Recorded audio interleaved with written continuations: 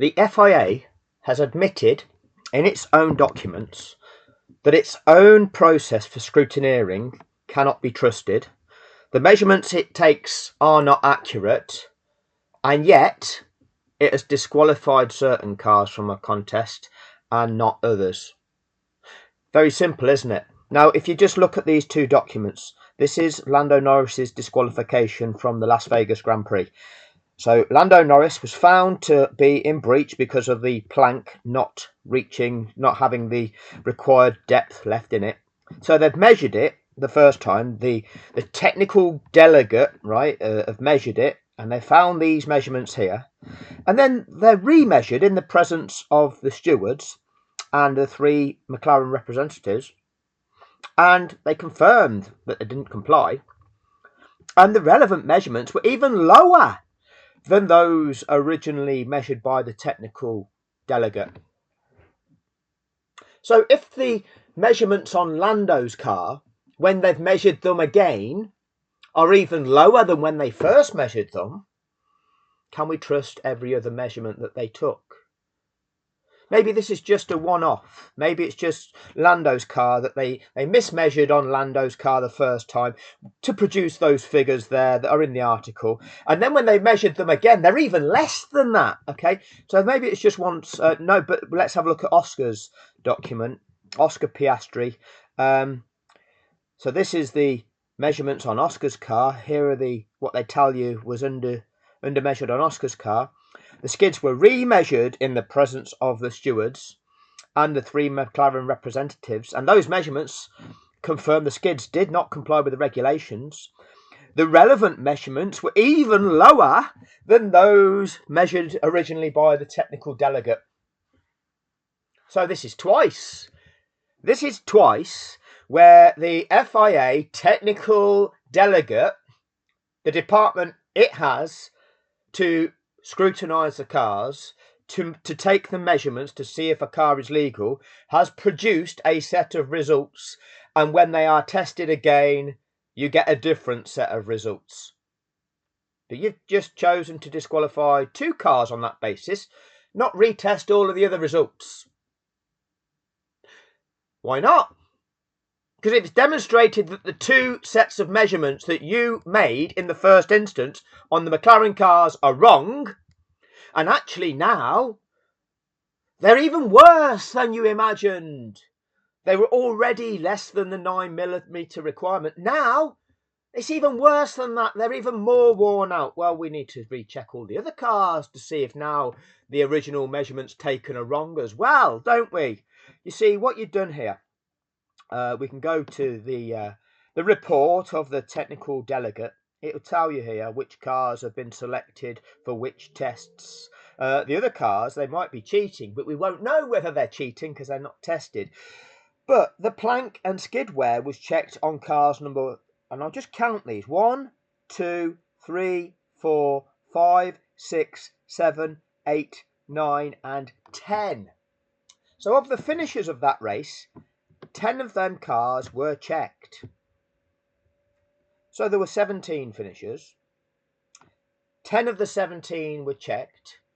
2 of those 10 were found, according to the original measurements, to be in breach. When they were measured again, they were further in breach. Well, that puts the entire measurement process into severe doubt, doesn't it? So what they've then done is they've disqualified Lando Norris and Oscar Piastri, and then they've elevated Esteban Ocon and Oliver Bearman into the top 10 to earn points. Have you gone and now tested these cars to see if they've legally earned points? Have you checked their skid plank, their skids under their car to see if they're less than 9mm, and you've got to disqualify them as well? Or have you just handed them points without measuring and checking that they're legal? The whole process is flawed. This is the FIA. They tell you it's a highly technical, complex sport with the technical delegate reports. Are these independent of the FIA? And, although they're the FIA's technical delegate, Formula One technical delegate, do they make decisions that are independent of the FIA?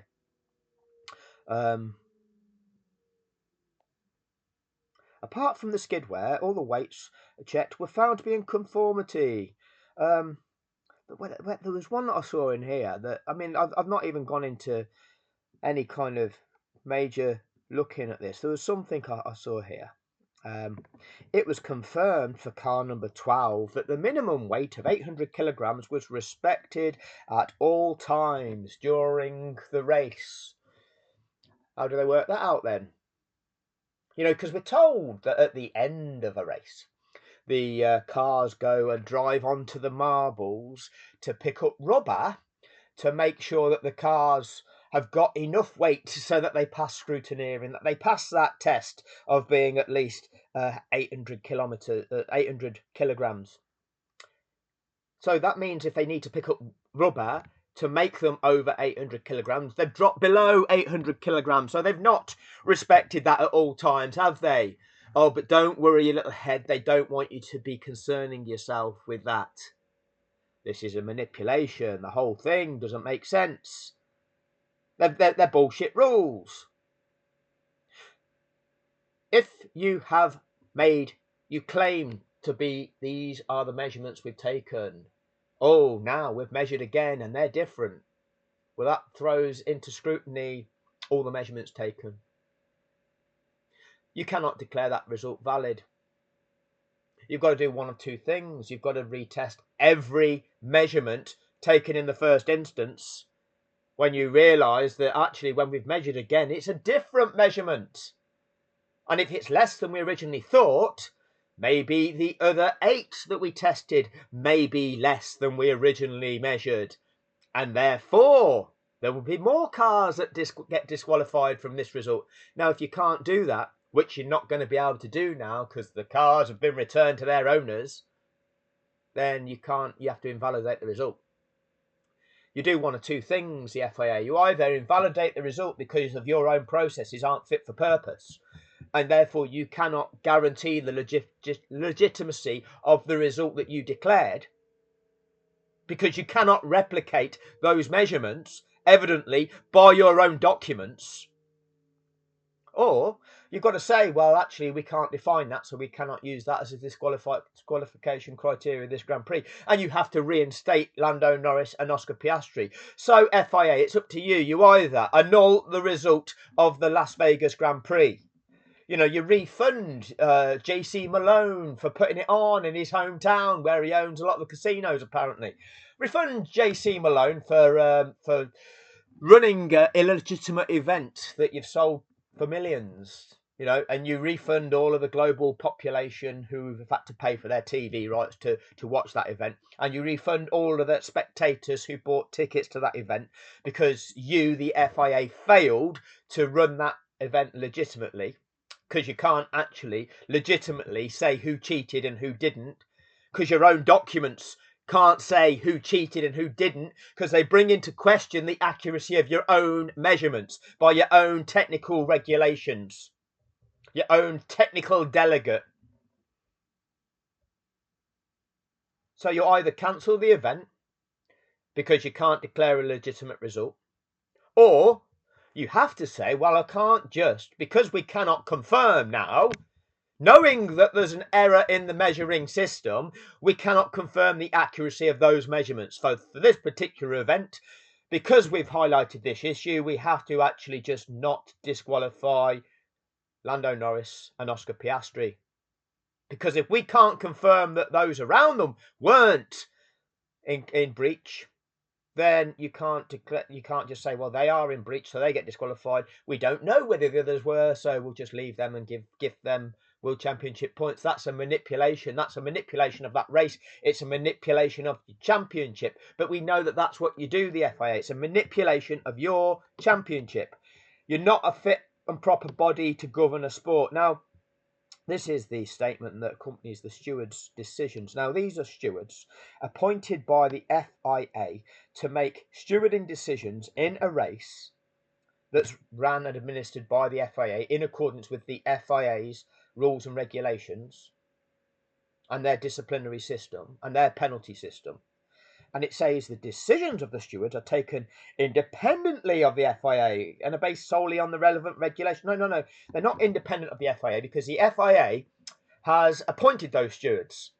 They've selected those stewards and they have tasked those stewards with being the people to apply their regulations, their rules, to make the refereeing decisions in that event. They're in no way independent. They're entirely dependent. So why have you come up with that absolutely bullshit statement? Your entire remit is to make decisions on behalf of the FIA in accordance with the regulations dictated by the FIA, and you're making a claim that them decisions are independent of the FIA. They're not independent in any way, shape or form. The FIA is responsible. The FIA is responsible for selecting the decisions and the quality of that decision making. And if you can't select responsible staff that are competent, then you are liable for the competency of the staff that you select to make those decisions. You can't absolve yourself of consequence by claiming, oh yeah, well, they're nothing to do with us.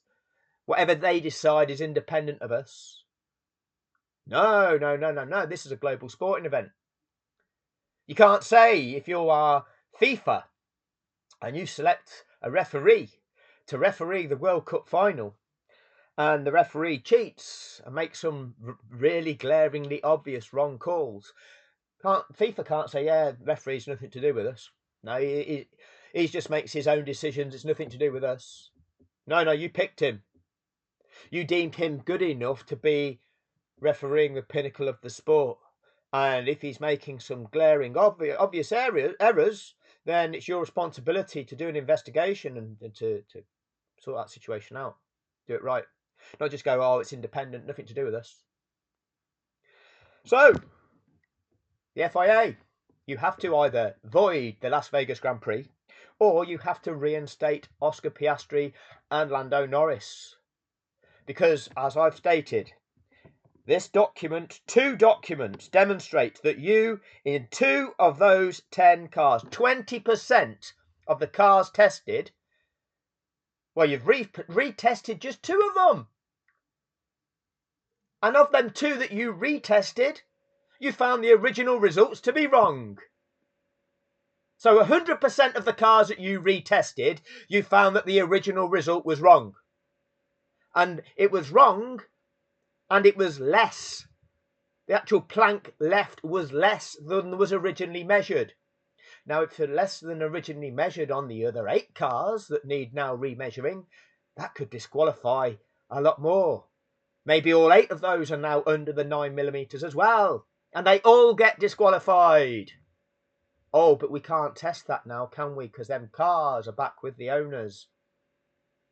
Delegitimises the entire event. Please share this. Please wake people up to the manipulation that occurs within the sport of Formula 1. It is simple.